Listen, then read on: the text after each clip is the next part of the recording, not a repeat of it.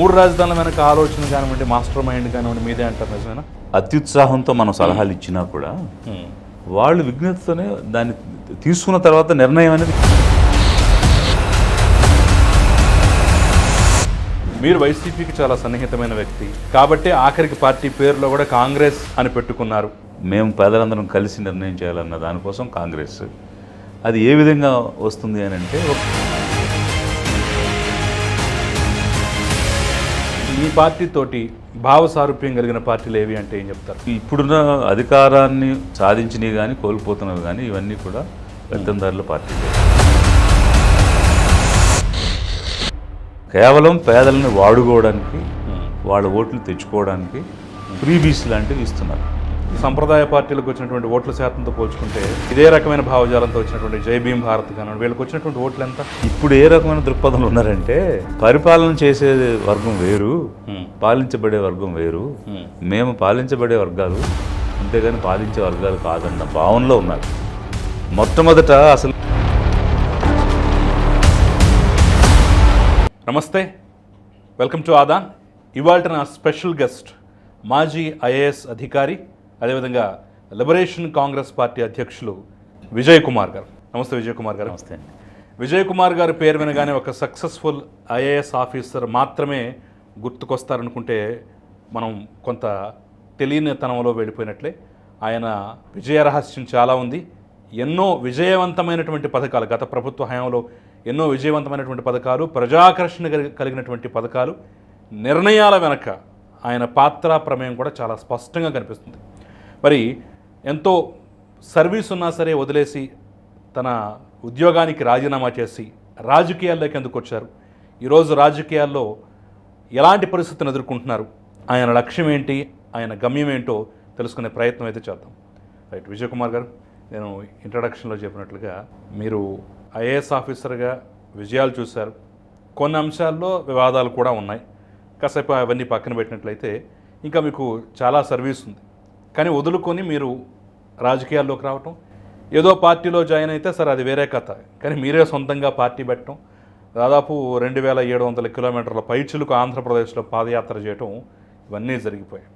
మొన్న 2024 ఎన్నికల్లో కూడా మీరు పోటీ చేశారు. బట్ అనూహ్య ఫలితాలు ఆంధ్రప్రదేశ్లో చూసాం. మీ వంటి వారు, మీ పార్టీ వంటివి పోటీ చేశాయనేటటువంటి జ్ఞాపకం కూడా ప్రజలకు ఎక్కడా కలగలేదు. సో ఏమనిపిస్తోంది? అంటే మీరు అన్నట్టు ఏదో ఒక పార్టీలోకి వెళ్ళి ఏదైనా ఒక పదవిని తీసుకోవడం అనేటువంటిది అయితే వ్యక్తిగతంగా నాకు, నా కుటుంబానికి అది లాభదాయకంగా ఉంటుంది. ఇంతకాలం ఒక సర్వీస్, అది ప్రతిభతో తెచ్చుకున్నటువంటిది, కష్టపడి ప్రతిభ ద్వారా సంపాదించినటువంటి సర్వీసు, అది మరొక మెట్టు కింద ఏదో ఒక పార్టీలోకి వెళ్ళి తెచ్చుకుని ఇంకో కొంతకాలం ఒక రకమైనటువంటి ఫెసిలిటీస్ అనేటువంటి పొందొచ్చు.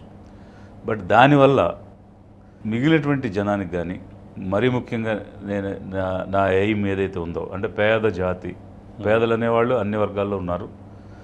SC, BC, minority, ST, OC అన్ని వర్గాల్లో పేదలు ఉన్నారు. ఈ పేదలు ఇప్పటి వరకు అధికారం అనేది చూడలేదు, అధికారానికి దూరంగా ఉన్నారు. ఏదో ఒక పార్టీ ఇచ్చేటువంటి చిన్న చిన్న బెనిఫిట్స్, అవకాశాలు తీసుకుని ఎదగడం, రూలింగ్ అనేటువంటిది ఏదో కొన్ని వర్గాలకే సంబంధించింది అనుకోవడం, అలాంటి దృక్పథంతో నడుస్తున్న క్రమంలో పేదలతో ఒక ప్రభుత్వాన్ని ఏర్పాటు చేయాలి, పేదలకు నిర్ణయం చేసే అధికారం కావాలి అన్న లక్ష్యంతో ముందుకు వచ్చాం. అందుకే నా కోసం, నేను ఏదైనా పార్టీలో చేరితే అది నా కోసం అవుతుంది. బట్ పేద జాతి కోసం, అధిక జనుల కోసం చేయాలన్నప్పుడు అది సరైన మార్గం కాదు అన్న ఉద్దేశంతో ఒక కొత్త పార్టీని తీసుకురావడం జరిగింది. ఎన్నికల ముందు పార్టీలు రావటం, ఏదో ఒక పార్టీకి ప్రయోజనం చేకూర్చేందుకు వాళ్ళ బరిలోకి దిగటం, ఓట్లు చేల్చడం, ఇవన్నీ ఒక తంతుగా కొనసాగుతున్న, అంటే గత దశాబ్దంగా లేదా దశాబ్దన్నరగా ఈ ప్రక్రియ ప్రతి ఎన్నికల్లో చూస్తున్న తరుణంలో మరి ఎన్నికల ముందు వచ్చేటువంటి పార్టీలను ప్రజలు ఎందుకు ఆదరించాలంటారు? ఎగ్జాక్ట్లీ. సో అలాంటివి కొంతకాలంగా జరుగుతున్న క్రమంలో వచ్చిన ప్రతి పార్టీని ఇలా ఓట్లు చేల్చడానికో లేదా ఇంకొకరికి మేలు చేయడానికో వస్తున్న పార్టీల అనేటువంటి భావన ఎస్టాబ్లిష్ అవుతూ వస్తున్న క్రమంలో ఒక నిజాయితీ నిబద్ధత కలిగినటువంటి పార్టీగా వచ్చే వారికి అది కొంచెం గొడ్డలు పెట్టుగానే ఉంటుంది. ప్రూవ్ చేసుకునే దానికి కొంత సమయం పడుతుంది. ఎందుకంటే ఏ కొత్త పార్టీ వచ్చినా ఇలాంటిదే అనుకునే భావన ఈ రోజుల్లో ఉండడం. ఒక చిన్న అభిప్రాయం ఏంటంటే మీ మీద వచ్చిన కామెంట్లలో మీరు వైసీపీకి చాలా సన్నిహితమైన వ్యక్తి కాబట్టి ఆ భావజాలం ఇంకా ఉంది కాబట్టి ఆఖరికి పార్టీ పేరులో కూడా కాంగ్రెస్ అనేది అది వైఎస్ఆర్ కాంగ్రెస్ అయితే ఇది లిబరేషన్ కాంగ్రెస్ అని పెట్టుకున్నారు అనే ఒక భావన ఒక పక్క వ్యక్తమవుతుంటే మీరు మరి అదే వైసీపీ హయాంలో సర్వీస్ని అర్ధాంతరంగా ముగించి మీరు పార్టీ పెట్టారు. దీన్ని ఎలా చూస్తారంటే కొన్ని విషయాల్లో సమాధానం ఉంది, కొన్ని విషయాల్లో సమాధానం లేదు. సో ఇదే ప్రశ్న నేను అడిగితే ఏమంటారు? మీరు నిజంగా వైఎస్ఆర్ కాంగ్రెస్ పార్టీకి అంత సన్నిహితమైన వ్యక్తి? ఇప్పుడు కాంగ్రెస్ అనేది మేము తీసుకున్నటువంటి ఉద్దేశం ఏంటంటే దానికి ఒక బ్రాడ్ మీనింగ్ ఉంది. అమెరికాలో ఉండే పార్లమెంట్ అని కాంగ్రెస్ అని అంటాం. కాంగ్రెస్ అంటే ఏదైనా ఒక లక్ష్యంతో 10 మంది కూర్చుని దాని మీద చర్చించి నిర్ణయం చేసేదాన్ని కాంగ్రెస్ అంటారు. మాకు ఒక లక్ష్యం ఉంది, అది పేదలకు అధికారం తీసుకురావాలని. అలాంటి లక్ష్యం కోసం మేము పేదలందరం కలిసి నిర్ణయం చేయాలన్న దానికోసం కాంగ్రెస్. అది ఏ విధంగా వస్తుంది అని అంటే ఒక విముక్తి ద్వారా వస్తుంది.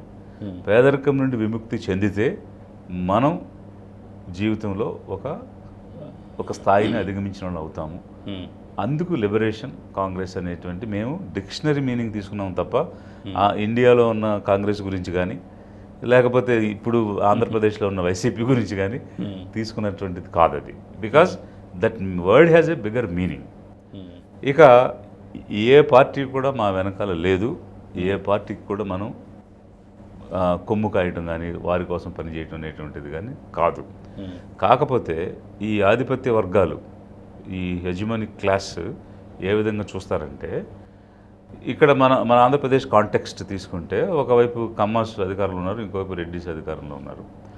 76 సంవత్సరాలు ఇంచుమించు 50 సంవత్సరాలు రెడ్లు ఉంటే ఈ 20 సంవత్సరాలు ఆర్డ్ కమ్మాస్ ఉన్నారు. ఒక ఆధిపత్య పోర్ అనేది ఈ రెండు వర్గాల మధ్య జరుగుతుంది. అయితే కమ్మవాళ్ళు లేదంటే రెడ్లు, ఈ కామ్రేడ్సే ఇప్పుడు అధికారంలోనే ఉన్నారు.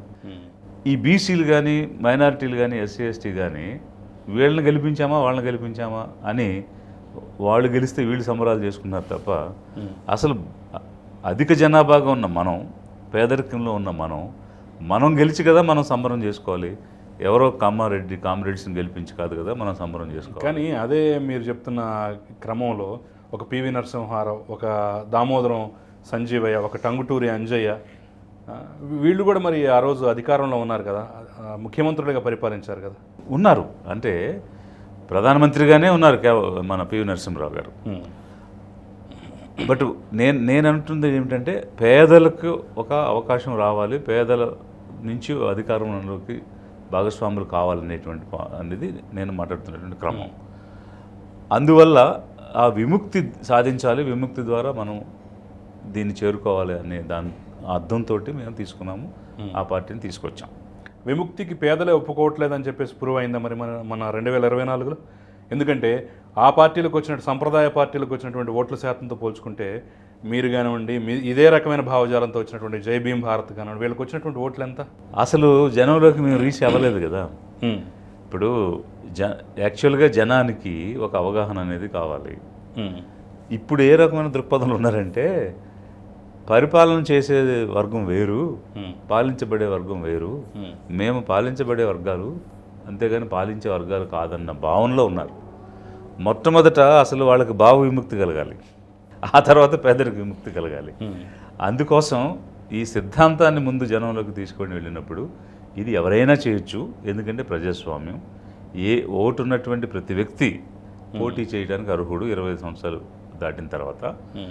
అది వర్గానికి సంబంధించింది కాదు అన్న విషయాన్ని ముందు జనంలోకి తీసుకెళ్ళాలి. మేము జస్ట్ ఎలక్షన్కి 2 నెలల ముందు వచ్చున్నాం కాబట్టి ఎన్నికలు విధానాలు, అక్కడ ప్రవర్తన నియమావళి ఏ విధంగా ఉంటుందనేది చూస్తూ ఒక పాల్గొనడం అన్నదాన్ని ఒక అంశంగా పెట్టుకుని పార్టీని పరిచయం చేయాలి జనాలకి అనేటువంటి పరిచయంతో మనం వెళ్ళాం. ఉదాహరణకు తిరుపతిలో నేను చేసిన చోట ఇంచుమించు 700 గ్రామాలు ఉన్నాయి పార్లమెంట్లో, 7 నియోజకవర్గాల్లో. ప్రతి ఊరిలోనూ ఈ లిబరేషన్ కాంగ్రెస్ పార్టీ అనేది వెళ్ళి ప్రచారం చేయడం జరిగింది. ప్రతి వాడలోనూ ఇలాంటి పార్టీ ఒకటి ఉంది, దీనికి ఒక అభ్యర్థి ఉన్నాడు అన్న విషయాన్ని అయితే మేము సక్సెస్ఫుల్గా చేయగలిగాం. బట్ ఓటు రాకపోవడానికి రీజన్ ఏమిటంటే మొన్న జరిగిన ఎలక్షన్ కానీ అంతకుముందు జరిగిన ఎలక్షన్ కానీ జగన్మోహన్ రెడ్డి సెంట్రిక్గా జరిగాయి.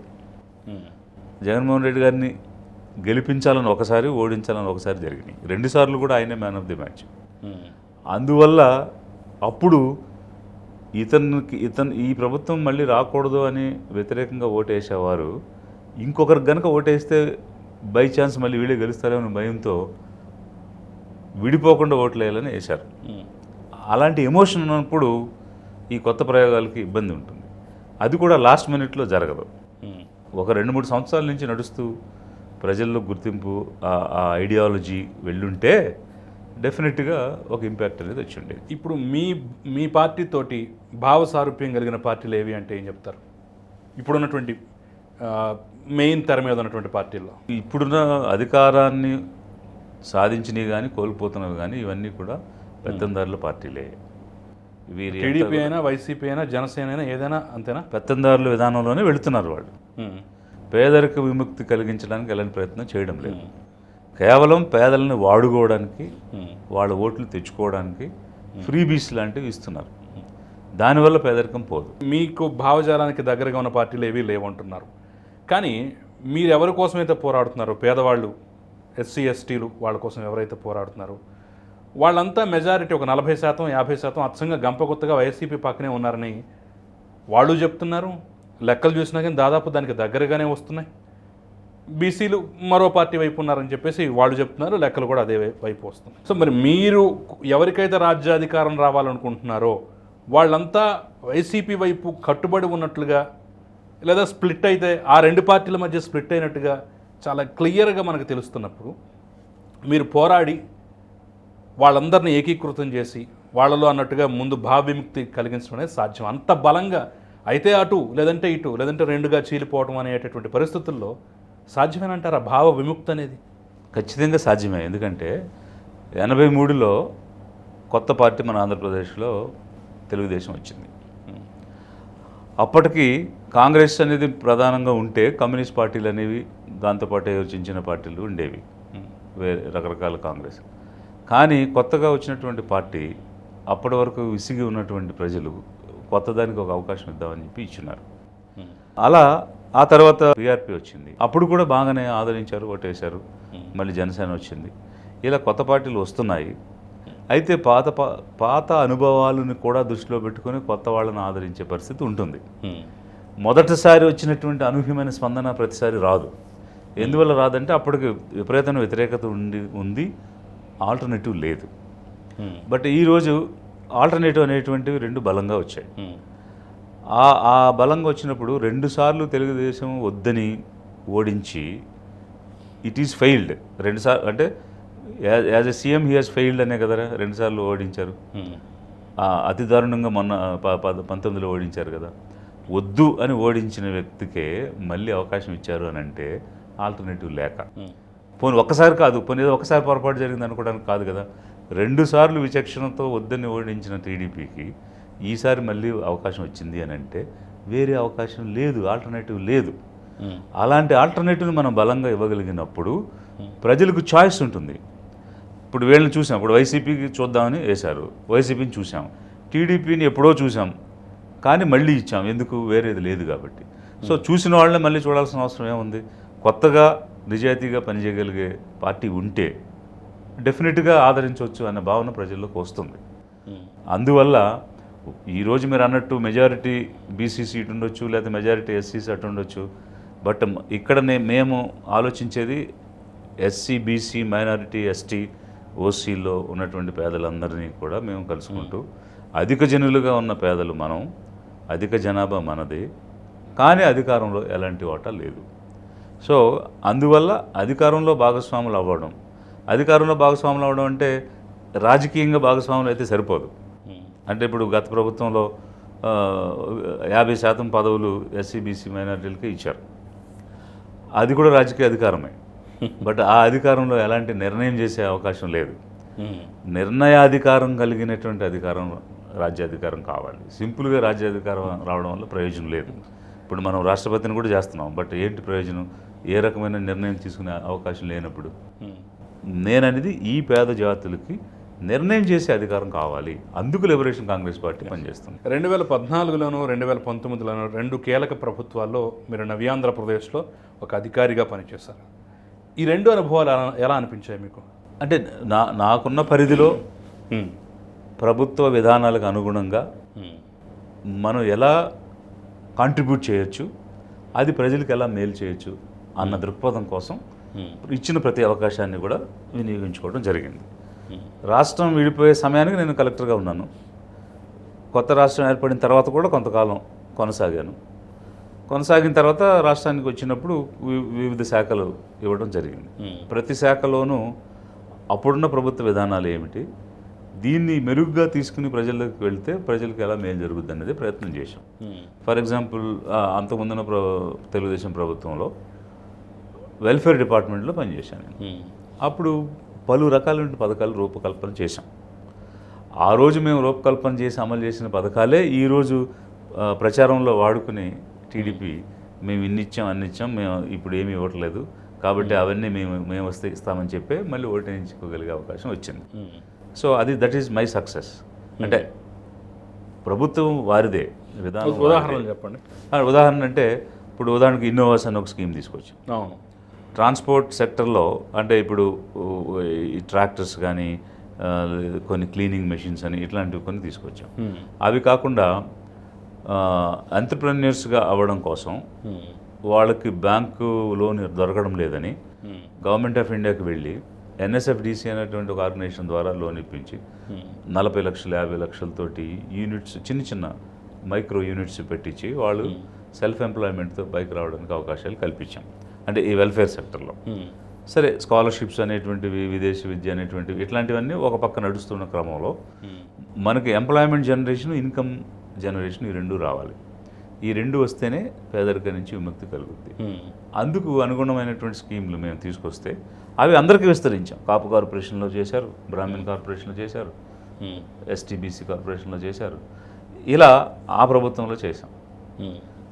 తర్వాత వచ్చిన వైసీపీ ప్రభుత్వంలో ఇంకా అనేక శాఖల్లో అంటే వాలంటీర్స్ రిక్రూట్మెంట్ దగ్గర నుంచి సచివాలయాల ఏర్పాటు దగ్గర నుంచి ఇక అనేకమైనటువంటి అంశాలు. సచివాలయాలు, వాలంటీర్లు అనే ఆలోచన మీద లేదంటే ప్రభుత్వాధినేత?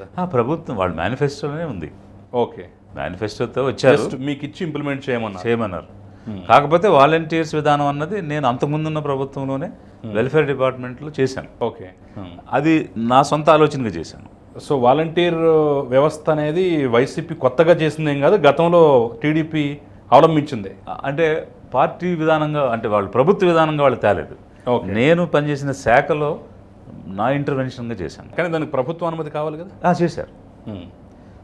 దేనో. ఓకే. సో అది నేను మొదలు పెడుతున్నానని చెప్పాను.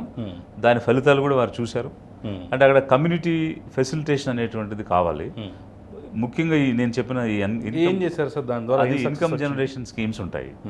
అది ఎలాగంటే ఒక 30 to 50% లోన్ అమౌంట్ని బట్టి సబ్సిడీ ఉంటుంది.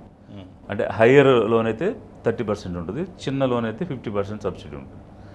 ఈ సబ్సిడీ మనం బ్యాంక్ పంపించినప్పుడు బ్యాలెన్స్ లోను బ్యాంక్ వాళ్ళు ఇవ్వాలి. ఓకే. ఈ రెండు కలిపి యూనిట్ కొని ఎస్టాబ్లిష్ చేస్తే దాని మీద వాళ్ళు నడిపినప్పుడు ఇన్కమ్ వస్తుంది. బట్ సాధారణంగా ఎలా జరిగేదంటే సపోజ్ ఇప్పుడు 5 lakhs యూనిట్ అనుకోండి, 2.5 లక్షలు మనం సబ్సిడీ ఇస్తే అంతవరకే ఇచ్చి ఊరుకునేవాళ్ళు బ్యాంక్ వాళ్ళు. వాళ్ళ లోన్ పర్సన్ ఇచ్చేవాళ్ళు కాదు. 10 లక్షలకి ఉన్నప్పుడు 4 లక్షలు సబ్సిడీ అయితే అది మాత్రం ఇచ్చి 6 లక్షల లోన్ ఇచ్చేవాళ్ళు కాదు. ఓకే. అది వీళ్ళకి హ్యాపీనే, బెనిఫిషియరీ కూడా హ్యాపీనే. ఎందుకు 4 లక్షల డబ్బు వస్తుంది, తిరిగి కట్టేది లేదు, వాడుకుని వదిలేసేయచ్చు, బ్యాంకర్కి రీపేమెంట్ ప్రాబ్లం లేదు. ఇలా నడిచేది అనమాట.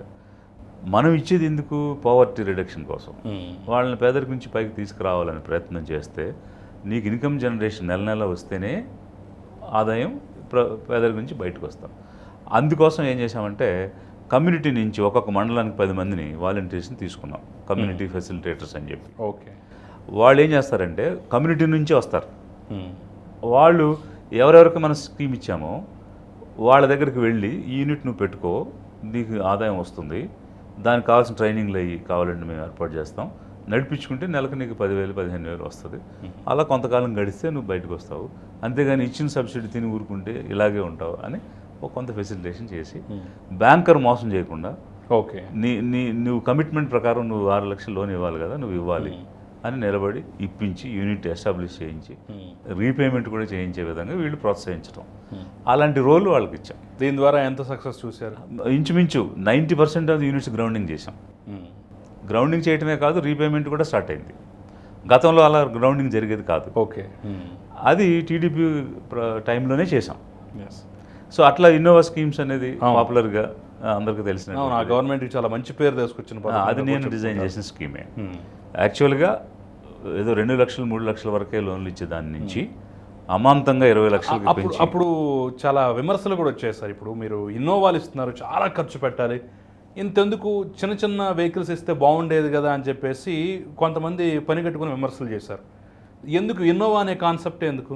అదే, సో దానికి కూడా నేను గవర్నమెంట్ ఆఫ్ ఇండియాలో ఎన్ఎస్ఎఫ్డిసి నుంచి లోన్ తెచ్చాను, ఢిల్లీ నుంచి తెచ్చి ఇచ్చాం. అప్పుడు ఫస్ట్ స్కీమ్ తీసుకుని వెళ్ళినప్పుడు సీఎం గారు చంద్రబాబు గారే 20 లక్షల ఒక్క బెనిఫిషరీగా అని అడిగారు.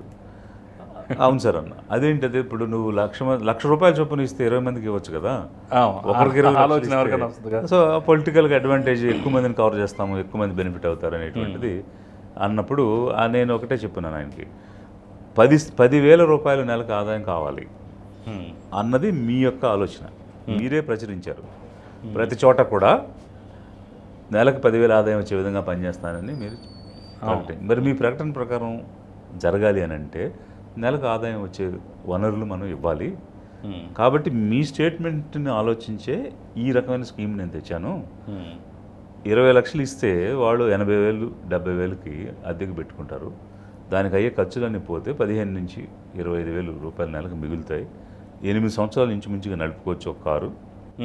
అలా నెల 15 నుంచి 25,000 ఆదాయం వచ్చినప్పుడు 8 సంవత్సరాలు ఉన్నప్పుడు డెఫినెట్గా వాళ్ళు పవర్టీ నుంచి బయటకు రావడానికి అవకాశం ఉండేది అని ఎక్స్ప్లెయిన్ చేసినప్పుడు ఓకే, సో ఒకవైపు మనం ఇచ్చిన మాట నెరవేరుతుంది, ఇంకోవైపు వాళ్ళు లబ్ధి పొందుతారు, గో అహెడ్ అన్నాడు. సో అట్లా ఇన్నోవా స్కీమ్ తెచ్చాం. నేను ఇప్పుడు పాదయాత్ర చేస్తూ ఒకరోజు వెంకటగిరి 4 రోడ్ల జంక్షన్ దగ్గర ఆగి మాట్లాడుతూ ఉన్నా. ఒక అతను యూత్ వచ్చాడు, వచ్చి నన్ను విష్ చేశాడు. చేస్తే నేను తిరిగి విష్ చేస్తే, సార్ నేను సో అని మొదలుపెట్టి, ఏంటి అని అంటే, సార్ ఆ రోజు నాకు కారు ఇచ్చారు మీరు, ఆ కారు నడిపి ఇంకో కారు కొన్నాను, ఆ రెండింటితోటి ఇంకో కారు కొన్నాను, ఇప్పుడు నేను 3 కార్లతో ట్రావెల్ ఏజెన్సీ పెట్టాను, ఈరోజు నేను పిల్లల్ని చదివించుకుంటున్నాను, ఇంజనీరింగ్ చదువుతున్నారు అని అంటే, నా జీవితంలో మార్పు రావడానికి మొదలు ఆ రోజు మీరు కారు అని చెప్పి నడి రోడ్డు మీద నేను యాత్ర నిలబడి మాట్లాడుతున్నప్పుడు అతను వచ్చి చెప్తే అది ఎలాంటి సాటిస్ఫాక్షన్ ఇస్తుంది మనిషికి. అసలు అతను నేను గుర్తుపట్టలేదు కదా, అసలు అతను ఎవరో తెలియదు, ఒక బెనిఫిషరీగా వచ్చాడు, చేశాను. ఇలాంటి యాత్రలో అనేకమైనటువంటి ఉదాహరణలు, so many people met on that context. ఈ అంశంలో మనం మీ విజయాలు బాగున్నాయి, ఆలోచనలు బాగున్నాయి, ప్రభుత్వాల ఆలోచనకు అనుగుణంగా మీరు మార్పులు చేర్పులు తీసుకొచ్చిన అన్నీ బాగున్నాయి. కానీ ఎందుకు మరి వైసీపీ ప్రభుత్వం వచ్చిన తర్వాత కొన్ని వివాదాలు, ముఖ్యంగా వాలంటీర్లు కానివ్వండి, లేదంటే 3 రాజధానుల అంశం కానివ్వండి, దాంట్లో కొంచెం వివాదమే కనిపిస్తుంది. 3 రాజధానుల వెనక ఆలోచన కానివ్వండి, మాస్టర్ మైండ్ కానివ్వండి మీదే అంటారు, నిజమేనా? ఇప్పుడు పాలసీ మేకింగ్ అనేది ప్రభుత్వం చేస్తుంది, దానిని అమలు చేయడం అనేది అధికారులు చేస్తారు. ఓకే, ఎక్కడైనా కూడా. ఒకవేళ అత్యుత్సాహంతో మనం సలహాలు ఇచ్చినా కూడా వాళ్ళు విజ్ఞతతోనే దాన్ని తీసుకున్న తర్వాత నిర్ణయం అనేది విజ్ఞతతోనే చేస్తారు. ఎందుకంటే ఆ స్థాయిలో ఉండే 3 రాజధానులు అనే సలహా మీద, లేదంటే జస్ట్ ఇచ్చిన దాన్ని మీరు ఇంప్లిమెంట్ చేశారా? అసలు ఇప్పుడు వాలంటీర్స్ వాడు మేనిఫెస్టోలో ఉన్నటువంటి అంశమే. ఓకే, ఇది కూడా కొన్ని ఏజెన్సీలను వేశారు. ఆ రోజు బీసీజీ అనేటువంటి ఒక కంపెనీకి స్టడీ ఇచ్చారు. దాంతోపాటు ఒక హై పవర్ కమిటీ అనేది కూడా వేశారు. వాళ్ళు ఇప్పుడు శివరామకృష్ణన్ కమిటీ ఏ విధంగా అయితే వేసి పలానా ప్రాంతంలో వినుకొండ దొనకొండ మధ్య గనక రాజధాని ఏర్పాటు చేస్తే బాగుంటుంది అని ఒక ఇచ్చిన్నారు సజెషన్. వాస్తవానికి ఆ రోజు నేను అక్కడ కలెక్టర్గా ఉండి వాళ్ళు 22 జిల్లాలు తిరిగి 23వ జిల్లాకి వచ్చినప్పుడు, మా జిల్లాకు వచ్చినప్పుడు ఆఖరి జిల్లా ప్రకాశం జిల్లాకు వచ్చారు. అప్పటి వరకు వాళ్ళ ఒపీనియన్ వేరే ఉండే. నేను ఎప్పుడైతే ప్రకాశం జిల్లాలో ఉన్న వనరుల గురించి, అక్కడుండే వెసులుబాటు గురించి, రాష్ట్రానికి విడిపోయిన రాష్ట్రానికి ఇది మధ్యస్థంగా ఉంటుందని చెప్పి, దొనకొండ ఏరియాలో మనకి ఇంచుమించు 35,000 నుంచి 40,000 భూమి అందుబాటులో ఉంది, ప్రభుత్వ భూమి అని, నాగార్జున సాగర్ నుంచి నీరు వస్తుందని ఇవన్నీ చెప్పినప్పుడు వాళ్ళు రిపోర్ట్ని మార్చుకుని ఫైనల్గా they have recommended that area. అంతకుముందు ఎక్కడ ఉండేది సార్, అంటే వాళ్ళ అభిప్రాయం ప్రకారం? అంటే వాళ్ళు ఇప్పుడు విజయవాడ గుంటూరు మధ్య ఎక్కడైనా పెట్టవచ్చు అనేటువంటి దాంతో ఒక ఒక అభిప్రాయంతో అంటే అభిప్రాయం అంటే వాళ్ళ రిపోర్ట్ ఏం వెల్లడించలేదు, ఓకే, పాపులర్గా నడుస్తుంది. అవును అవును బట్ ఎప్పుడైతే ఇది వెనుకబడిన ప్రాంతం ఇక్కడ కనుక మనం అంటే అక్కడ ఏమి ఉండదు, అవును చాలా వెనుకబడిన ప్రాంతం. అక్కడ ఓన్లీ వార్ టైంలో దొనకొండలో ఒక ఎయిర్ స్ట్రిప్ వచ్చింది, విమానాలు దిగడానికి అప్పుడు పెట్టుకున్నారు. ఆ ఏరియాని నేను ఇంచుమించు ఒక 300 పేజీలు ఒక థీసిస్ లాంటి తయారు చేసి ఇచ్చాను నేను. Okay, with survey numbers, lands, government lands ఏంటి, ప్రైవేట్ ల్యాండ్స్ ఏంటి, ల్యాండ్ వాల్యూస్ ఎంత ఉంటాయి, ఎంత ఈజీగా మనం ల్యాండ్ ప్రొక్యూర్ చేయొచ్చు, ఇట్లాంటి అంశాలన్నీ కూడా చేసి ఇచ్చాను. అప్పుడు నాకు సిఎస్ గారు కూడా హెల్ప్ చేశారు. ఆ విధంగా ఇచ్చిన తర్వాత దే రియలైజ్డ్ ఎస్ అని చెప్పి గుంటూరు దగ్గర అనుకున్న దాన్ని ఇంకొక 40-50 కిలోమీటర్ల యువతకు జరిపి వినుకొండ దొనకొండ మధ్య ఉన్నటువంటి ప్రాంతంలో బాగుంటుంది అనేటువంటి సజెషన్ వారు ఇచ్చినారు. అలాంటి కమిటీ ఈ గవర్నమెంట్ కూడా వేసింది. జిఎన్ రావు గారు దానికి సెక్రటరీగా ఉన్నారు, కన్వీనర్గా ఉండి వారు ఒక రిపోర్ట్ ఇచ్చినారు. ఆ రోజు నేను ఇచ్చినటువంటి ప్రజెంటేషన్ ఏంటంటే బీసీజీ ఏం చెప్పింది, వాళ్ళు ఫాలో అయిన పారామీటర్స్ ఏమిటి, ఏ బేసిస్ మీద డివల్యూషన్ జరగాలి, డిసెంట్రలైజ్డ్ డెవలప్మెంట్ ఇవ్వాలి, అందులో భాగంగా ఒక్క చోట కేంద్రీకృతం కాకుండా క్యాపిటల్ అనే దానివల్ల, ఎందుకంటే రాష్ట్ర చరిత్ర చూసినప్పుడు అన్ని డెవలప్మెంట్స్, ఇన్స్టిట్యూషన్స్ కానీ, కమర్షియల్ కానీ, ఫ్యాక్టరీలు కానీ, ఇండస్ట్రీస్ కానీ అంతా ఒక్కచోటే కేంద్రీకృతమై హైదరాబాద్లో ఉండిపోవడం వల్లే రాష్ట్ర విభజనకు దారితీసింది. అలాంటి తప్పు మళ్ళీ జరగకూడదు. అందుకు కొత్త రాష్ట్రంలో ఆయన ఆ తప్పు జరగకుండా చర్యలు తీసుకునే దానిలో భాగంగా ఎక్కడ ఏ వనరులు ఉన్నాయి, ఏది ఎక్కడ పెడితే బాగుంటుందని వారు ఒక సజెషన్ ఇచ్చినారు. వాళ్ళు ఏమిచ్చారు అన్నది నేను ప్రజెంటేషన్ చేశాను. అది అంతేగాని అది మన పాలసీ కాదు, మన సలహా. కానీ ఇప్పుడు మీరు ఒక పార్టీ అధినేత, రాజకీయాల్లోకి వచ్చారు కాబట్టి ఈ ప్రశ్న రేపు మీ దగ్గర కూడా రాసి మిమ్మల్ని కూడా అడుగుతారు. మరి ఏంటి 3 రాజధానులకు కట్టుబడి ఉన్నారా, ఒక రాజధానికి కట్టుబడి ఉన్నారా అనే ప్రశ్న మీ ముందుకు కూడా వస్తుంది. సో అప్పుడు అధికారిగా ఓకే, ఆ రిపోర్ట్ చదివి ప్రజెంట్ చేశారు, ఓకే. ఇప్పుడు రాజకీయవేత్తగా మారారు కదా, ఇప్పుడు మీ అభిప్రాయం ఏంటి? అంటే ఇప్పుడు రాష్ట్రానికి రాజధాని అయితే ఉండాలి. ఈ రోజు వరకు రాజధాని అనేటువంటిది ఎక్కడుంది ఏమిటి అనేది అర్థం కాని పరిస్థితిలో నడిచిపోయింది. ఎందువల్ల అంటే ఇప్పుడు విజనరీస్ అని చెప్పుకునే వాళ్ళే ఒక విజన్తో సరిగా పనిచేయకపోవడం వల్ల ఈరోజు మనకి రాజధాని విషయంలో ఒక అబాసుపాలు, అవమానం పడేటువంటి పరిస్థితిలో ఆంధ్రప్రదేశ్ ప్రజలు ఉన్నారు. కాబట్టి ఇప్పుడున్న ప్రభుత్వం కనీసం ఎప్పటికైనా గుర్తెరిగి మళ్ళీ అలాంటి పొరపాటు జరగకుండా ఒక రాజధానిని అయితే ఏర్పాటు చేయాలి. అదే సమయంలో కేంద్రీకృతమైన అభివృద్ధి మాత్రం జరగకూడదు, వికేంద్రీకరణ అనేది జరగాలి ఖచ్చితంగా. అందులో భాగంగానే ఇప్పుడు కూడా మళ్ళీ 2-3 హబ్స్ కింద తయారవుతుంది. అంటే కొన్ని విశాఖపట్నంలో పెడదాం, కొన్ని తిరుపతిలో పెడదాం, కొన్ని విజయవాడలో పెడదాం, అది కూడా కేంద్రీకృతమే అయిపోతాం. అలా కాదు, చాలా జిల్లాలు ఉన్నాయి. సో ఎక్కడ ఏ రా మెటీరియల్ ఉందో, ఎక్కడ ఏ వనరులు ఉన్నాయో చూసుకొని దానికి అనుగుణంగా అక్కడ డెవలప్మెంట్ అనేది తీసుకురావాలి. అందులో భాగంగా అంటే మా పార్టీ పరంగా అయితే ఇప్పుడు పాత 13 జిల్లాలు, అవి 26 జిల్లాలుగా నేనే దానిలో ప్రముఖమైన పాత్ర తీసుకుని చేసి జిల్లాల విభజనలో కూడా మీ పూర్తిగా మరి ఇప్పుడు ప్రభుత్వం కానీ లేదంటే ప్రభుత్వ అధినేతలు కానీ జిల్లాల విభజన అనేది శాస్త్రీయంగా జరగలేదు, అస్తవ్యస్తంగా చేశారని చెప్పేసి అనేక కామెంట్లు చేశారు కదా. లేదు అసలు, ఎందుకంటే తెలంగాణలో జిల్లాలు జరిగినప్పుడు అనేకమైన కోర్టు కేసులు వచ్చి ఒక తాలూకా కూడా ఒక జిల్లాగా చేసినటువంటి పరిస్థితి ఉంది.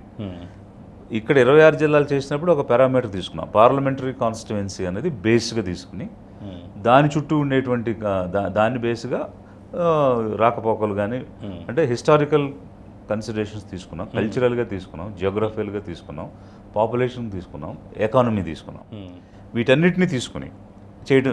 ఉదాహరణకి ఇప్పుడు శ్రీకాకుళం జిల్లా ఉంది. ఇప్పుడు శ్రీకాకుళం జిల్లా పక్కన విజయనగరం ఉంది, ఆ పక్కన హెచ్చర్ల అనేది ఉంటుంది, అది విజయనగరం పార్లమెంట్లో ఉంది. అలాగని చెప్పి దాన్ని మన విజయనగరంలో పెట్టేస్తే శ్రీకాకుళం నుంచి 8 కిలోమీటర్లు అది. ఒంగోలులో సంతనూతలపాడు ఉంది, అది బాపట్ల కాన్స్టిట్యున్సీ ఉంది, అది ఒంగోలు టౌన్లో కూడా ఉంది. తిరుపతిలో చంద్రగిరి, తిరుపతి టౌన్లో కూడా చంద్రగిరి కాన్స్టిట్యున్సీ ఉంది, అంటే మండలంలో, అది చిత్తూరు పార్లమెంట్. సిమిలర్గా అనంతపూర్, రాప్తాడు ఉంది, అది అనంతపూర్ టౌన్ అనుకుని ఉంటుంది, అది హిందూపూర్ పార్లమెంట్, అక్కడ 100 కిలోమీటర్స్. అలాగని చెప్పి పూర్తిగా దాన్ని హిందూపూర్లో పెట్టలేం. అవన్నీ కన్సిడరేషన్ తీసుకుని ఎగ్జిస్టింగ్ డిస్ట్రిక్ట్, దానికి ఉన్నటువంటి అనుకూలత, చారిత్రాత్మకంగా ఎలాంటి అనుబంధం ఉంది ప్రజలకు అనేటువంటి అంశాలన్నీ కూడా తీసుకుని మరీ పెద్దగా కాకుండా మరీ చిన్నగా కాకుండా. ఇప్పుడు కనుక మీరు చూస్తే ఏదైనా చిన్న జిల్లా అంటే 6 నియోజకవర్గాలు ఉంటాయి, పెద్ద జిల్లా అంటే 8 నియోజకవర్గాలు ఉంటాయి. కానీ అప్పుడు వివాదాలు కూడా వచ్చాయి కదా, రాయలసీమకు సముద్రం తీసుకొచ్చారు, కోస్తాకు తిరుపతిని తీసుకొచ్చారని చెప్పేసి. అవును, ఇప్పుడు తిరుపతి జిల్లాకి సముద్రం వచ్చింది. ఎందువల్ల అంటే తిరుపతి పార్లమెంట్లో ఉన్న కాన్స్టిట్యున్సీలన్నీ తిరుపతికి వచ్చినప్పుడు సూళ్ళూరుపేట, గూడూరు 2 నియోజకవర్గాలు, సర్వేపల్లి కూడా ఉంటే సర్వేపల్లి ఒంగోలు నెల్లూరు పక్కనే ఉంటుంది, నెల్లూరు చుట్టూ ఉంటుంది. దాన్ని మన నెల్లూరులో నుంచాం, తిరుపతికి మార్చలేదు. ఎందుకంటే అక్కడి నుంచి 140 కిలోమీటర్లు, నెల్లూరు ఏమో 15 కిలోమీటర్లు, 20 కిలోమీటర్లు. ఇవన్నీ కన్సిడరేషన్లో తీసుకున్నాం. అందుకని ఒక్క కేసు కూడా లేదు. ఇప్పుడు నేను గర్వంగా చెప్పగలిగే విషయం ఏంటంటే వాలంటీర్ వ్యవస్థ నిర్మాణం చేశాం, సచివాలయ వ్యవస్థ నిర్మాణం చేశాం, 13 జిల్లాలను 26 జిల్లాలుగా మార్చాం. ఇలాంటి ఏ కార్యక్రమాలు అయితే నేను చేశానో నేను చేసిన ఏ పథకంలోనూ కానీ ఏ పాలసీలో కానీ ఒక్క కోర్టు కేసు కూడా లేదు. వాలంటీర్ వ్యవస్థ మీద అనేక ఆరోపణలు ఉన్నాయి కదా, ఒక్క కోర్టు కేసు కూడా లేదు. ఎక్కడ కూడా లీగల్ ఇష్యూస్ లేకపోవచ్చు, కానీ వాలంటీర్ వ్యవస్థలో వాలంటీర్లు మొత్తం 99% వైసీపీ వాళ్లే అని చెప్పేసి వాళ్ళే చెప్పారు. విజయసాయిరెడ్డి దగ్గర నుంచి, అంబటి రాంబాబు దగ్గర నుంచి, దాడిశెట్టి రాజా దగ్గర నుంచి బోలెడు మంది తీస్తే మనకు ఆ పేపర్ స్టేట్మెంట్లే ఒక 10-15 వస్తాయి. ఇప్పుడు రాజకీయంగా విమర్శలు వేరు, విధానపరంగా చేసినటువంటి విషయం వేరు. ఇప్పుడు విధానపరంగా మీరు నమ్ముతారా మొత్తం వైసీపీ వాళ్ళకే ఇచ్చుకున్నారనే మాట మీరు నమ్ముతారా? ఇప్పుడు రాజకీయవేత్త కాబట్టి అడుగుతున్నా. అంటే ఇప్పుడు అధికారంలో ఉన్న పార్టీ వాళ్ళు ఎలా ఆలోచిస్తారు, మళ్ళీ మేము అధికారంలోకి రావాలని ఆలోచిస్తారు. అందుకోసం మేము ఏ విధంగా పెనిట్రేట్ అవ్వగలం, ఏ విధంగా మేము బలపడగలం అనేటువంటిది ఉన్నటువంటి పథకాల్లోనే వాళ్ళు దారులు ఎత్తుకుంటారు. ఇప్పుడు తీసుకొచ్చినటువంటి ఆబ్జెక్టివ్ లక్ష్యం వేరు, జరిగింది వేరు. ఓకే, సో లక్ష్యం ఏంటి? కమ్యూనిటీలో ఉన్న వాళ్ళని తీసుకొస్తే కమ్యూనిటీకి సర్వీస్ బాగా చేయగలుగుతారు. అధికారులుగా ఉన్న వాళ్ళంటే వాళ్ళు ఏదో రెగ్యులేటరీ మోడ్లో అజమాయిషీ చేసే విధానమే ఉంటుంది తప్ప సేవ చేసే విధానం ఉండదు అన్న దృక్పథంతో తెచ్చారు. లక్ష్యం వరకు బాగుంది. బట్ చేసే క్రమంలో ఒక బెనిఫిషియరీని సెలెక్ట్ చేయాలన్నా వీళ్ళే, ఒక పథకం ఇవ్వాలన్నా వీళ్ళే, వాళ్ళ అర్హతలు చూడాలన్నా వీళ్ళే. అది తప్పు కదా. వాళ్ళ రోల్ ఏంటి? వాళ్ళు కమ్యూనిటీ ఫెసిలిటేషన్ చేయాలి. సెలక్షన్ ప్రాసెస్లో ఉండటానికి వాళ్ళేం ప్రభుత్వం నుంచి వచ్చినటువంటి అధికారులు కాదు, లేదా ఉద్యోగులు కాదు. They should be out of it. But YCP వాళ్ళని వాడింది, అది తప్పు.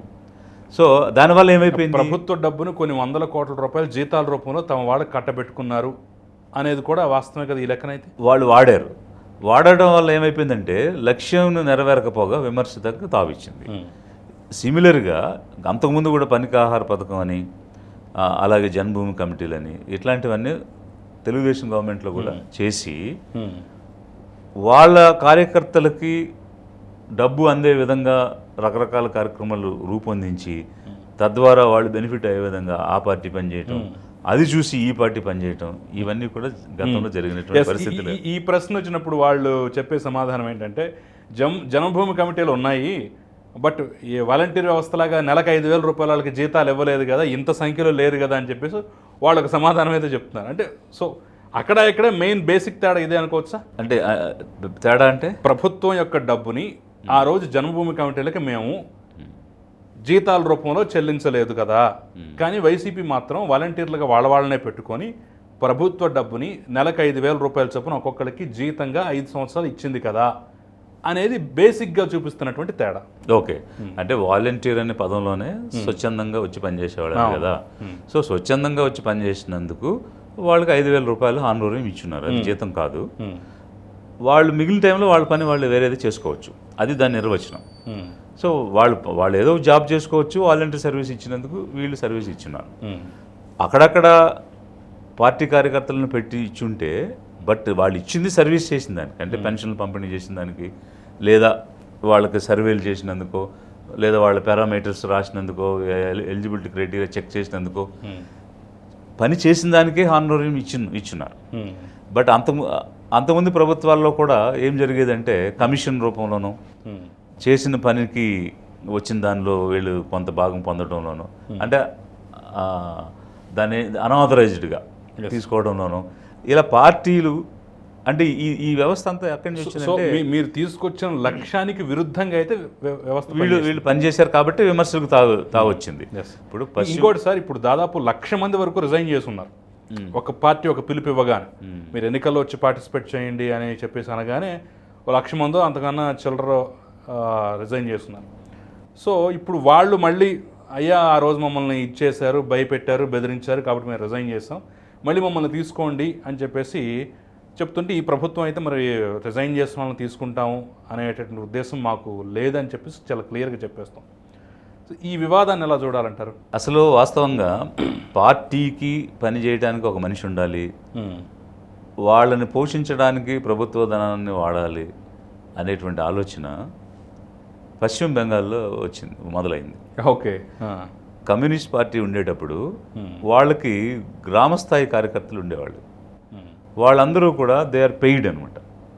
సో గవర్నమెంట్ గవర్నమెంట్ ఇచ్చేదా? పార్టీ పే చేసేది. ఓకే. సో ఆ విధంగా అందువల్ల వాళ్ళు 18 సంవత్సరాలు కంటిన్యూస్గా ప్రతి ఎలక్షన్లో గెలుస్తూ వచ్చారు. ఎందువల్ల అంటే గ్రామ స్థాయిలో పెయిడ్ వర్కర్స్ ఉన్నారు కాబట్టి అది ఒక మంచి బలం, దాన్ని మనం ఎమ్యులరేట్ చేయాలనేటువంటి ఉద్దేశంతో అసలు ఈ పోషించడం అనేటువంటిది మొదలైంది. సో మొదట్లో టీడీపీ అధికారంలో ఉన్నప్పుడు ఈ ఫుడ్ ఫర్ వర్క్ అనే ప్రోగ్రాం దగ్గర నుంచి కార్యకర్తలను ఏదో ఒక రూపంలో ఇన్వాల్వ్ చేయడం, వాళ్ళ ద్వారా నడిపించడం, వాళ్ళకి ఆదాయం వచ్చే మార్గాలు చూపించడం, ఇట్లాంటి ప్రక్రియ అంతా కూడా జరుగుతూ వచ్చింది. సో అది ఇలా ఎవల్యూషన్లో ఇప్పుడు వాలంటీర్స్ అనొచ్చు, లేకపోతే ఇంకోటి అనొచ్చు. ఇప్పుడు వాలంటీర్స్ రావడం వల్ల ఒకవైపు విమర్శ ఎదుర్కోవడంతో పాటు ఇంకోవైపు పార్టీకి ఉన్న కార్యకర్తలను పట్టించుకోలేదనేటువంటి ఒక అపవాదితో ఎన్నికల్లో ఓడిపోవడానికి అది కూడా ఒక కారణం అనేటువంటిది కూడా వచ్చింది. బట్ ప్రభుత్వ అధికారులు, సీఎంఓ, ఐఏఎస్ ఆఫీసర్లు వీళ్ళు సరిగ్గా లేకపోవడం వల్లే ఓడిపోయారని చెప్పేసి కూడా కొన్ని విమర్శలు ఆ తర్వాత నాయకులు చేస్తున్నారు కదా. అధికారులు వల్ల పార్టీ ఓడిపోద్ది అని అంటే అది వాళ్ళ తెలివి తక్కువతనం, వాళ్ళకి అవగాహన రాహిత్యం అని చెప్పాలి. ఎందువల్ల అంటే ఒక రాజకీయ పార్టీ పెట్టి ఒక విఘ్నత కలిగిన వ్యక్తులుగా ఒక మేనిఫెస్టో ఇచ్చి ఆ మేనిఫెస్టోని అమలు చేసేటువంటి క్రమంలో సపోర్టింగ్ మెషినరీగా ఉన్న అధికారుల్ని ఉపయోగించుకుని ఆ అధికార వ్యవస్థ ద్వారా జనంలోకి వెళ్ళి మన సర్వీస్ డెలివరీ చేసి మళ్ళీ వాళ్ళ యొక్క మన్నలను చూరగొనాలి. అది చేతగాకపోతే మనం పోతాం. కానీ ఎవరో అధికారి వల్ల పోయింది లేకపోతే వాళ్ళ వల్ల పోయింది అని అంటే కుంటి సాకులు చెప్పుకోవడం అవుతుంది, లేదంటే ఊరికే దాన్ని మనం యాక్సెప్ట్ చేయలేక వాళ్ళ మీద తోసేసినట్టు అవుతుంది తప్ప అధికారుల వల్ల ఓడిపోయేది, అధికారుల వల్ల గెలిచేది అనేటువంటిది తప్పు. అలా అనుకుంటే మరి ఓడిపోయిన ప్రతిసారి అధికారుల వల్ల ఓడిపోయారు అనుకోవాలి. మీకు ప్రధానంగా పార్టీ పెట్టడానికి ప్రేరణ ఏమిటి? ఎందుకంటే మీరు సక్సెస్ఫుల్గా కొన్ని పథకాలు నేను డిజైన్ చేశాను అనేటటువంటి సంతృప్తి ఒక పక్క మీ మాటల్లో కనిపిస్తుంది. కానీ ఎందుకో సడన్గా రాజీనామా చేసి రాజకీయాల్లోకి వచ్చారు. అట్ ద సేమ్ టైం మీకు భయం వేయలేదా? ఎందుకంటే మన ఆంధ్రప్రదేశ్లో రాజకీయాల్లోకి వచ్చినటువంటి అధికారులు సక్సెస్ అయిన దాఖలు, సొంత పార్టీ పెట్టిన వాళ్ళు సక్సెస్ అయిన దాఖలాలు ఎక్కడ కనిపించడు. దేశవ్యాప్తంగా కూడా అదే పరిస్థితి. ఏదో ఒక కేజ్రీవాల్ ఒక్కడే కనిపిస్తున్నాడు తప్ప మనకి అతిపెద్ద ఎగ్జాంపుల్ లోక్సత్తా జయప్రకాష్ నారాయణ గారు. ఆయన మీద ఎంత అభిమానం ఉన్నా, ఆయన ఎంత మేధావిగా గుర్తింపబడ్డా కానివ్వండి, రాజకీయాల్లో వరకు ఆయన పార్టీకి వచ్చిన ఓట్లు కానివ్వండి, ఆయన ప్రస్థానం కానివ్వండి, ఎలా నడిచింది అలా ముగిసిపోయింది మనం చూస్తున్నాం. అంటే ఇన్ని బ్యాడ్ ఎగ్జాంపుల్స్ కళ్ళ ముందు కనిపిస్తున్నా సరే ఎందుకు రావాల్సి వచ్చింది? అంటే వైసీపీ ప్రభుత్వంలో ఉన్నప్పుడు మీరు ఏమన్నా ఉక్కపోతకు గురయ్యారా, అందుకని బయటకు వచ్చి పార్టీ పెట్టారు, లేదంటే వేరే ఇంకేమన్నా ప్రేరణ ఉందా? అలాంటిది ఏమీ లేదు. ఎందుకనంటే ప్రభుత్వంలో పనిచేస్తున్న క్రమంలో ఆ ప్రభుత్వ విధానాల్లో ఏ రకమైన తోడ్పాటుని ఇవ్వాలన్నదే ఆలోచించాము. ఎందుకోసం అని అంటే జనం కోసం. సో లోపాలు గుర్తించలేదా మీరు? అదే లోపమైనా మంచి అయినా రెండూ కూడా చెప్తూ రావడానికి కారణం ఏంటంటే ఇది ఇలా చేస్తే మంచిది అంటే జనానికి ఉపయోగపడుతుంది, ఇలా చేస్తే ఇబ్బంది, జనం నష్టపోతున్నారు అనేటువంటి విషయాలు నిరంతరంగా చెప్పారా? కొన్ని విషయాలు అవకాశం వచ్చిన ప్రతిసారి చెప్పాను నేను. ఎగ్జాంపుల్ అంటే ఇది చేస్తే నష్టం అని మీరు గట్టిగా వాదించారు. ఎస్. ఇప్పుడు ఇండస్ట్రియల్ పాలసీ తెచ్చారు వైసీపీ గవర్నమెంట్. తెచ్చినప్పుడు అంతకుముందు ఉండే సబ్సిడీలు కొన్ని కట్ అయినాయి. ఓకే.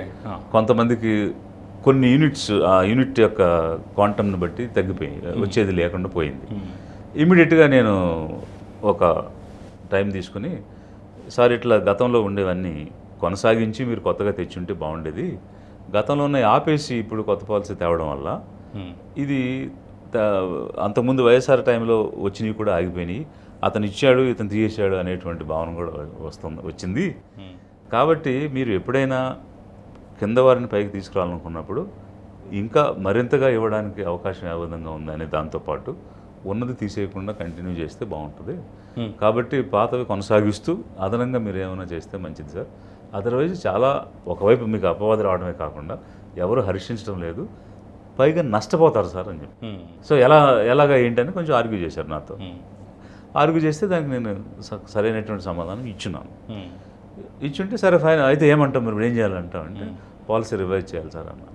సో ఇమీడియట్గా ఓకే సాల్మన్ బిల్లు అని చెప్పి పిలిచి ఆ ఇండస్ట్రియల్ పాలసీ రివైజ్ చేసి బడుగు వికాసం అని కొత్త పాలసీ ఇచ్చారు. అందులో ఎడిషనల్ బెనిఫిట్స్ ఇచ్చారు. ఓకే, అది మార్చారు. ఎయిడెడ్ స్కూల్స్ ఉన్నాయి ఫర్ ఎగ్జాంపుల్. ఈ ఎయిడెడ్ స్కూల్స్ మూసేసి గవర్నమెంట్ స్కూల్స్కి వెళ్ళిపోవాలనేటువంటిది ఒక డిస్కషన్ వచ్చింది.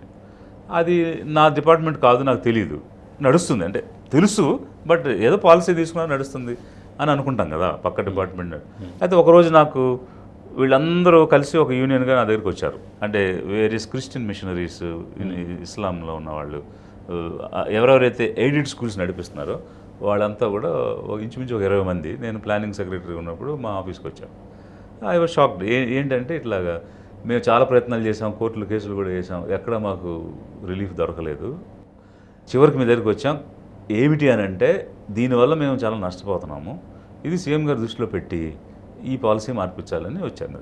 అది నా డిపార్ట్మెంట్ కాదు, నాకు తెలియదు అని అంటే లేదు సార్ మీరు ఇనిషియేటివ్ తీసుకోండి సార్ అని చెప్పి నన్ను అడిగారు. ఇలా కాలేజ్ ఉంది, స్టెల్లా మ్యారీస్ ఉంది, ఇట్లా బోల్డ్ అండ్ కాలేజెస్ ఉన్నాయి. ఇవన్నీ వెల్ ఎస్టాబ్లిష్డ్ కాలేజెస్. ఇప్పుడు అంటే నేను కూడా అక్కడ చదువుకున్నాను. ఈవెన్ వైఎస్ రాజశేఖర రెడ్డి గారు చాలామంది అక్కడ చదువుకున్నారు. అంత గొప్ప చరిత్ర కలిగినది మూసేసి వెళ్ళిపోవాలని అంటే వాళ్ళెవరూ కూడా ఇష్టపడలేదు. పైగా అది చాలా బాగా నడుస్తున్నటువంటి కాలేజ్, ఎంతో ఎఫిషియెంట్గా one of the top colleges. ఇప్పుడు ఈ నారాయణ చైతన్యాలు పక్కన పెడితే ఎంతో బాగా ఎన్నో జనరేషన్స్ని ఏసీ కాలేజ్ ఇచ్చినటువంటి, ఖచ్చితంగా 100 years పైగా ఎయిడెడ్ స్కూల్స్ కానీ వీళ్ళు జనరేషన్స్కి ఎడ్యుకేషన్ ఇచ్చారు. ఒకవేళ ఆ రోజు ఈ ఎయిడెడ్ స్కూల్స్ రాకుండా ఉండుంటే ఈ అట్టడుగు వర్గాల వాళ్ళకి చదువు వచ్చి ఉండేది కాదు. ఎప్పుడైతే ఈ విషయం నాకు తెలిసిందో, అంటే as a citizen of the state, especially poorer కమ్యూనిటీస్ని రిప్రజెంట్ చేసే వ్యక్తిగా నేను తీసుకున్నాను. నాది కాదు శాఖ. సో వెంటనే నేను అది మొత్తం అప్పుడు నేను ఆ కన్సర్న్ సెక్రటరీ రాజశేఖర్ గారితో, సతీష్ చంద్ర గారితో వీళ్ళందరితో మాట్లాడి ఏం జరుగుతుంది సార్ ఏంటని చెప్పి తెలుసుకుని వివరాలన్నీ తీసుకుని అప్పుడు వెళ్ళాను నేను సీఎం గారి దగ్గరికి. వెళ్ళి సార్ ఇట్లా ఎయిడెడ్ స్కూల్స్ మీద మీరు జీవో ఇచ్చారు, అది బాగాలేదు సార్ అన్నా. అనగానే సీరియస్ అయిపోయారు నా మీద.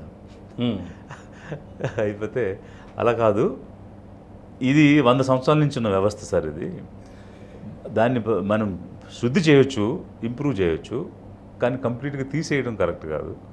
కాబట్టి దీనివల్ల చాలా నష్టపోతున్నారు, పేద ప్రజలకు ఎంత మేలు చేశారు ఈ స్కూల్స్ వాళ్ళు. అందువల్ల అంటే ఆయన ఏమన్నారంటే ఇప్పుడు ప్రైవేట్ ఉండాలి లేకపోతే గవర్నమెంట్ ఉండాలి, మధ్యలో ఎయిడెడ్ ఏంటి, అయితే అటు లేకపోతే ఇటు, వీళ్ళంతా ఎయిడెడ్ అని చెప్పి ఫీజులు అవి వసూలు చేసి జనాలను ఇబ్బంది పెడుతున్నారు, అందుకోసమే మనం తీసేసాము అని చెప్పాడు. చెప్తే అలా వసూలు చేయకుండా మనం నియంత్రణ చేద్దాం సార్, గవర్నమెంట్ అనుకుంటే కాందేంటి, మనం రెగ్యులేట్ చేయలేమా, every power you have. So వాళ్ళు తప్పు చేస్తే తప్పు చేసిన వాడి మీద చర్య తీసుకుందాం, అలాగని చెప్పి అందరి మీద చర్య తీసుకోవడం కరెక్ట్ కాదు. కాబట్టి దీన్ని ఇది పునరాలోచన చేయాలి సార్ ఇది అని చెప్పేసి అన్నాను నేను. అని అంటే చాలాసేపు ఆర్గ్యుమెంట్స్, డిస్కషన్స్ జరిగాయి. జరిగిన తర్వాత ఫైనల్గా మొదట ఆయన కన్విన్స్ అవ్వాలా, నేను పాలసీ నిర్ణయం తీసుకున్నాను, ఇది రైట్, నేను చేసింది కరెక్ట్ అని చెప్పి అన్నారు. బట్ ఆఫ్టర్ సమ్ టైమ్ ఒక 15-20 minutes డిస్కషన్ జరిగిన తర్వాత 1-2 విషయాల్లో ఆలోచనలో పడ్డారు. పడిన తర్వాత ఫైనల్గా ఏం చేద్దాం అయితే అన్నారు. అని అంటే ఆప్షన్ ఇచ్చేయండి సార్. అంటే ఆయన ఏమంటారంటే చాలామంది మేము గవర్నమెంట్లోకి వచ్చేస్తాం, మాకు ఇది వద్దు అంటున్నారు, నాకు రిప్రజెంటేషన్ వచ్చాయి అన్నారు. అప్పుడు ఆప్షన్ ఇచ్చేద్దాం సార్, అక్కడ మేము ఎలా కొనసాగుతా ఉన్నామండి కొనసాగనివ్వండి, మాకు ఇది వద్దు గవర్నమెంట్లో చేరిపోతా ఉన్నామని చేసుకుందాం, బలవంతం వద్దు సార్, బలవంతం చేశారని వీళ్ళందరూ వచ్చారు అని అన్నా. ఓకే అని చెప్పి ఇమీడియట్గా ఈ కాల్డ్ సెక్రటరీ అండ్ అది రివైజ్ చేయండి జీవో చేసి ఆప్షన్ ఇచ్చేయండి అని చెప్పాడు. సో అది మార్చారు.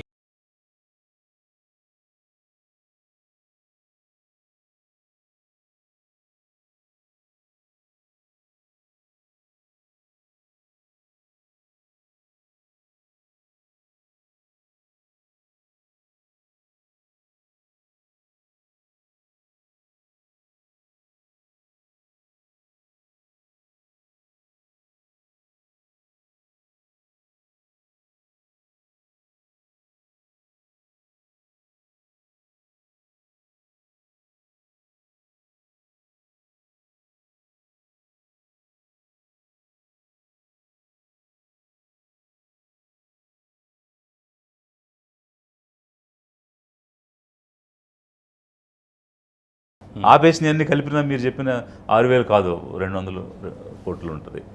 అది ఆపడం వల్ల వీళ్ళందరూ నష్టపోతున్నారు. ఇవి పునరాలోచన చేయండి సార్ అని చెప్పేసి అన్నా. అని అంటే బెస్ట్ అవైలబుల్ స్కూల్స్ అని ఒకటి ఉండే, మన స్కూల్సే బెస్ట్గా డెవలప్ చేస్తున్నాము, మళ్ళీ ఎక్కడికో పంపించి వాళ్ళకి డబ్బులు ఇచ్చి కార్పొరేట్ స్కూల్స్కి నడిపించాల్సిన అవసరం ఏంటని వారు అన్నారు. ఇట్లాంటి ఆర్గ్యుమెంట్స్ కొన్ని జరిగితే మన స్కూల్స్ ఆ స్థాయికి వచ్చినప్పుడు ఆపేద్దాం, ఇంకా రాలేదు కదా అవి, అంతవరకు ఇది కంటిన్యూ చేయండి సార్ అన్న. సో విన్నారు, చాలా చూద్దాంలే అన్నారు. బట్ కొంతకాలం తర్వాత బెస్ట్ అవైలబుల్ స్కూల్స్ రివైవ్ చేశారు, కొంతకాలం తర్వాత విదేశీ విద్య రివైవ్ చేశారు. కొన్ని చేయలేదు, చేయకపోవడానికి కారణం ఇష్టం లేక కాదు, అక్కడ డబ్బులు లేక, ఓకే, బడ్జెట్ లేక. ఎందుకంటే ఉన్న బడ్జెట్ అంతా ఈ స్కీమ్స్కే ఇస్తున్నప్పుడు, డీబీటీ ద్వారా వెళ్తున్నప్పుడు ఫర్దర్గా ఇంప్లిమెంట్ చేయడానికి వెసులుబాటు లేదు.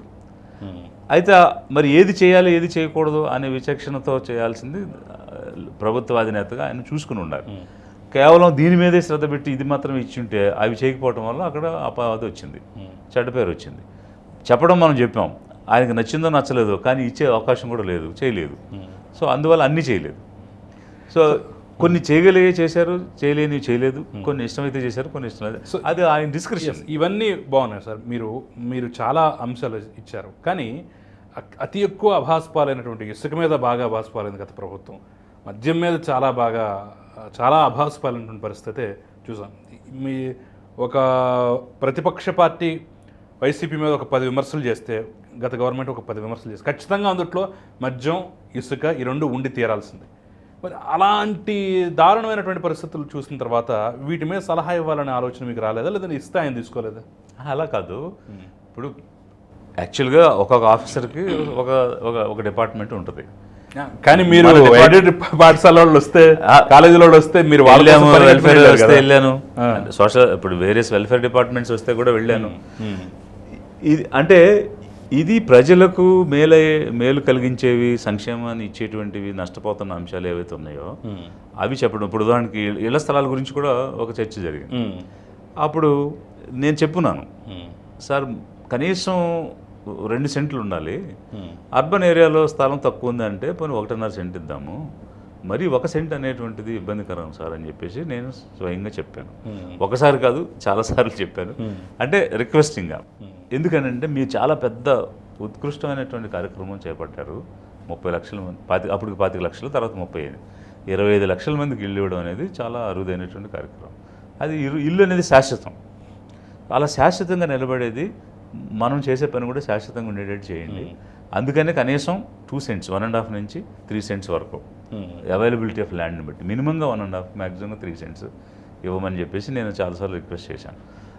నువ్వు స్టేట్ బడ్జెట్ చూడు, దాని ఇంపాక్ట్ చూడు, ఇన్ని లక్షల మందికి ఇన్ని వేల ఎకరాలు ఎక్కడి నుంచి వస్తుంది, భూమి ఎక్కడ, డబ్బు ఎక్కడ, ఇవన్నీ కూడా చూడాలి కదా. నువ్వు ఒక వ్యక్తి గురించో ఒక కుటుంబం గురించో ఆలోచిస్తే ఎట్లా అనే ఆర్గ్యుమెంట్స్ నాకు ఆయనకి మధ్య జరిగాయి.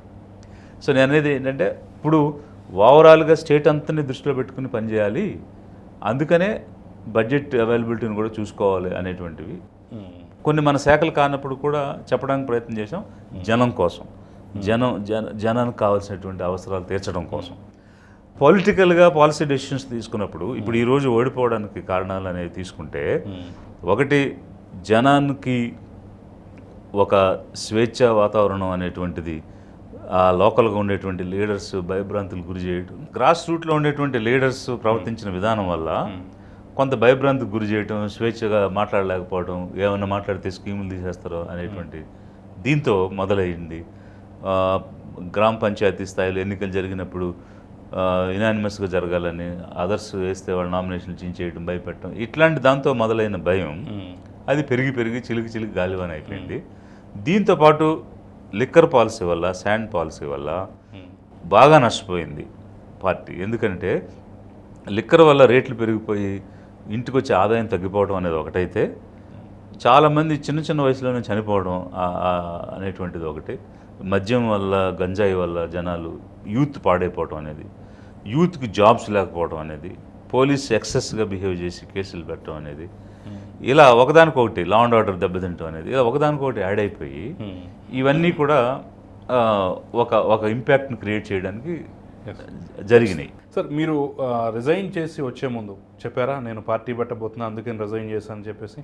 నేను చేసే నాటికి నేను పార్టీ పెట్టాలనేటువంటి ఆలోచన లేదు. అంటే ఆలోచన లేదని కాదు, పార్టీ పెడతామనే నిర్ణయానికి రాలేదు. ఆలోచన లేకపోవటం అయితే కాదు, అంటే అప్పటికే ఎప్పుడు పెట్టాలి ఏంటనే నిర్ణయం అయితే నేను చేసుకోలేదు. కానీ నేను నన్ను రిలీవ్ చేయండి, నేను వెళ్ళిపోతాను. నేను ఎందుకు ఏమిటని ముఖ్యమంత్రి అడగలేదా? అంటే I want to connect with the people. నేను జనంలోకి వెళ్ళాలి, నేను నడవాలనుకుంటున్నాను, జనాన్ని కలవాలనుకుంటున్నాను, జనం గురించి తెలుసుకోవాలనుకుంటున్నాను అని చెప్పాను. అధికారిగా ఉండి కూడా పని చేయొచ్చు కదా అనే ఒక మాట ఏం రాలేదు అటు నుంచి? అది చాలా కష్టమైన పని, చాలా శ్రమతో కూడుకున్నది. అలా జనంలోకి వెళ్ళి చేయాలంటే నువ్వు ఇబ్బంది పడతావు అని అయితే అన్నారు. ఎందుకంటే నాకు స్వయంగా నాకు తెలుసు, నేను చేశాను. అది చాలా శ్రమ, కష్టాలు తెచ్చుకోవడం ఎందుకు, మంచిగా ఈ జాబ్ చేసుకుని ఆ తర్వాత అంటే ఇంకా రిటైర్మెంట్ డిఫరెంట్ ఆఫర్స్ ఆయన చెప్పున్నారు. అయితే సిద్ధాంతపరంగా నాకు ఒక ఆలోచన ఉంది. ఐడియాలజికల్గా పేద ప్రజల కోసం పనిచేయాలి, పేదలుగా ఉన్నటువంటి ఎస్సీ ఎస్టీ మైనారిటీ బీసీ ఓసీలో ఉన్న అందరికీ ఒక అధికారాన్ని చూపించాలి అనేటువంటి ఒక ఆలోచనతో నేను వెళ్తూ ఉన్నాను. అధికారిగా ఉన్నప్పుడు ఏ ప్రభుత్వం ఉన్నా ఆ ప్రభుత్వం పనిచేస్తాం, అది వర్కింగ్ రిలేషన్. సో ఒక ముఖ్యమంత్రిగా మనల్ని ఆయన ఆదరించవచ్చు, అభిమానించవచ్చు, ఒక నమ్మకంతో మనం పనిచేసినప్పుడు ఆ నమ్మకాన్ని నిలబెట్టే విధంగా మాత్రమే ఒక క్యారెక్టర్తో మనం పనిచేసాం తప్ప వేరే రకమైనటువంటి సంబంధ బాంధవ్యాలు అనేవి ఏమి లేవు. వ్యక్తిగతంగా చంద్రబాబు గారైనా సన్నిహితులే, జగన్ గారైనా సన్నిహితులే. ఎందుకనంటే విమర్శిస్తారా? నా పనితీరుని బట్టి, పర్ఫార్మెన్స్ని బట్టి వాళ్ళు ఇచ్చినటువంటి గౌరవం. రేపు వాళ్ళని విమర్శించాల్సి రావచ్చు. ఇప్పుడు రాజకీయవేత్తగా ఎస్, నేనేమంటానంటే ఒక విధానం అనేది ఉంది. ఇప్పుడు మా పార్టీకి ఒక విధానం అనేది ఉంది. ఆ విధానపరమైనటువంటి నిర్ణయాల మీద ఎవరైనా సరే వారు చేస్తున్నటువంటి తప్పుల్ని మనం చూపిస్తాం. బట్ వ్యక్తిగతమైన విమర్శలకి మేము వెళ్ళాం, అది మా పార్టీ పాలసీ కాదు. ఎందుకనంటే వ్యక్తిగత జీవితం వేరు, ప్రజా జీవితం వేరు. సో ప్రజా జీవితానికి సంబంధించి వాళ్ళు తీసుకున్న విధి నిర్ణయాలకు సంబంధించి వాళ్ళు చేస్తున్నటువంటి పనులు జనానికి ఆమోదయోగ్యంగా ఉన్నాయా లేదా జనానికి ఉపయోగకరంగా ఉన్నాయా లేదా అన్న దాని గురించి డెఫినెట్గా ఒక నిర్మాణాత్మకమైనటువంటి విమర్శ అయితే ఎవరి మీదైనా చేస్తాం. బట్ దానికి వ్యక్తిగత సంబంధాలకి ఎలాంటి రిలేషన్ లేదు. రైట్.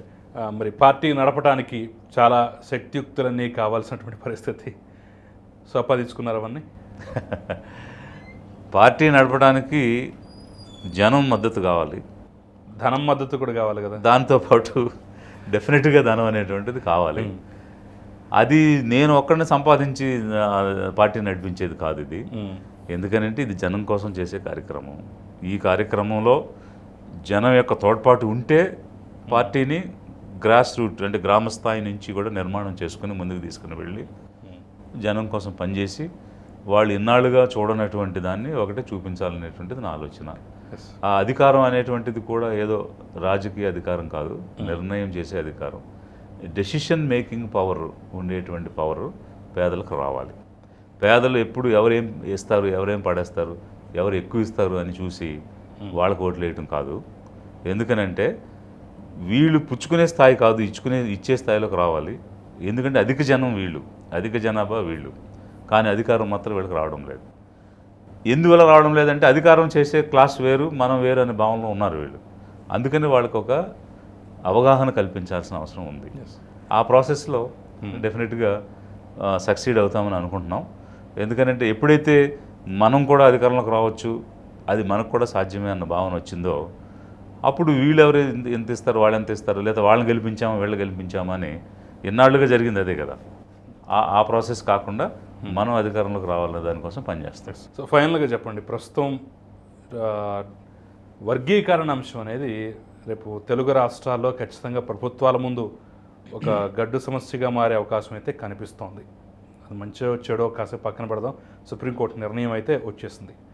సో మీ పార్టీ విధానం ఏంటి, మీరేమనుకుంటున్నారు? అంటే ఇది చాలా పెద్ద అంశం, దాని గురించి ఏదో ఒక మాటలో రెండు మాటలో మనం సమాధానం చెప్పలేము. బ్రీఫ్గా చెప్పండి, మీరు వర్గీకరణకు అనుకూలం? వేల సంవత్సరాలుగా అణిచివేతకు గురైనటువంటి వర్గాలకు, ఎదిగినటువంటి వర్గాలతో పాటు వీళ్ళు కూడా పైకి రావాలంటే రాజ్యాంగపరంగా కొన్ని అవకాశాలు కల్పించాలని ఆర్టికల్ 15 కానీ 16 కానీ 17 కానీ ఇచ్చాయి. సో ఇప్పుడు అన్యాయం జరిగిన వాళ్ళకి న్యాయం చేయాలి ఖచ్చితంగా. అది నేచర్స్ లా, ప్రకృతికి అనుకూలమైనటువంటి విధానం. కాబట్టి ఈ ప్రక్రియలో ఎవరైతే ఇబ్బంది పడ్డారో వాళ్ళు ఖచ్చితంగా న్యాయం జరగాలి. అదే సమయంలో ఈ వర్గాలన్నీ ఆలోచించాల్సింది చిన్న చిన్న తాయిలాల కోసం కాదు.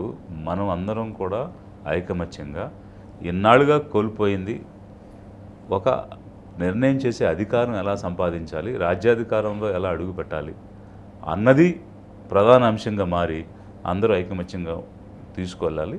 అదే సమయంలో ఎక్కడైతే అన్యాయం జరిగిందో వారికి ఖచ్చితంగా న్యాయం జరిగే విధంగా మనం కూడా ఒక వెసులుబాటుతో, ఒక విశాల దృక్పథంతో ముందుకు వెళ్ళాలి. Right sir, thank you very much. Right, thank you.